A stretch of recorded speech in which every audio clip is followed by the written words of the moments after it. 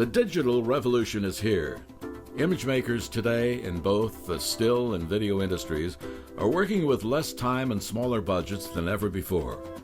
In the belief that there is a need to create an industry of knowledgeable, effective visual communicators, Software Cinema, a leader in photographic education, is updating Dean Collin's original landmark video, Three-Dimensional Contrast. To explain in detail Dean's comprehensive framework for light control, photographer Tim Mantoani and videographer Bill Holshevnikoff have accepted the challenge of blending today's technologies with Collin's photographic concepts. Both former students and co-creators with Collins since the 1980s, these men have utilized Collin's theories and techniques throughout their successful careers. I remember very clearly the first time I met Dean. I was a student at Brooks Institute and I had signed up to do an internship with him.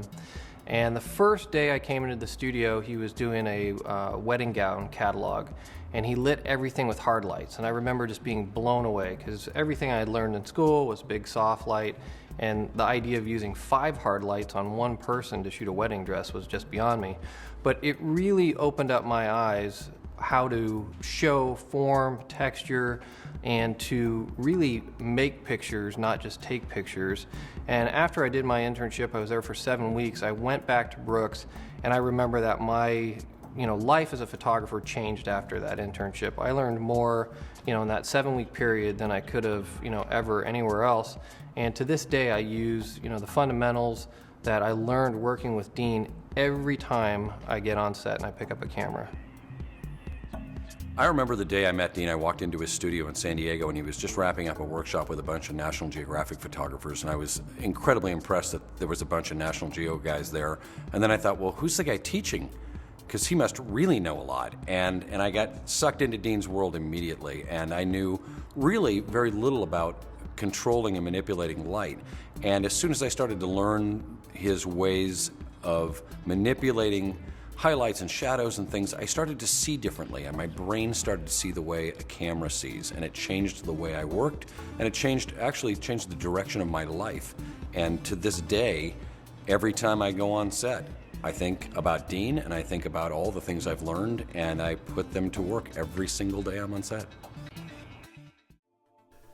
To begin, let's examine what it is that makes an object appear three-dimensional. Artists of all types routinely create shape, form, texture, and depth in their imagery.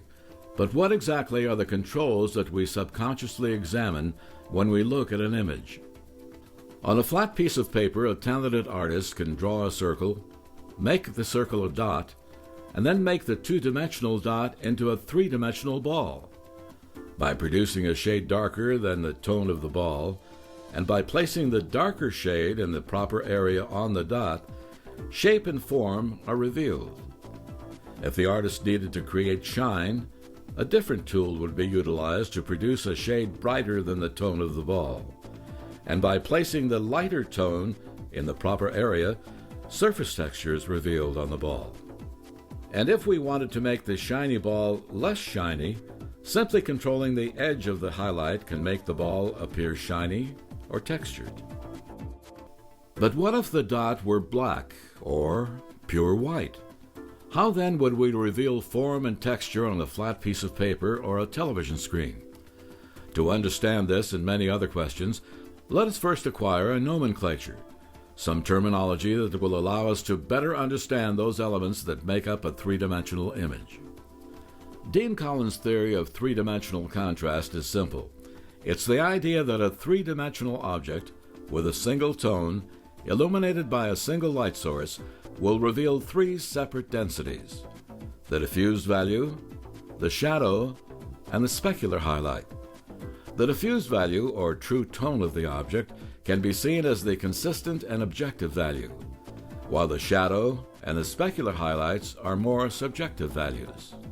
Using this object with a single density illuminated by a single light source, let's review and define the 3 separate densities that Dean Collin introduced.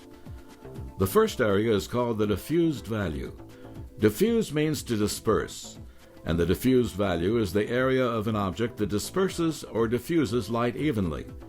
The diffuse value is the true tone or natural brightness of an object, and it is that by which we determine a proper objective exposure on a film or any digital medium. We set our exposure to reproduce the true tone of this ball. The second area of control is the shadow. The term shadow is derived from the word shade, and as one might expect, the shadow is the area of an object which receives no light from the primary source of illumination. The shadow area is always lower in brightness than the diffuse value, and deciding upon the density of the shadow area is a subjective decision. The third area of control is called the specular highlight. The specular highlight is a mirrored image of the light source on an object. It is the brightest point of illumination on an object, and it is always brighter than the diffuse value.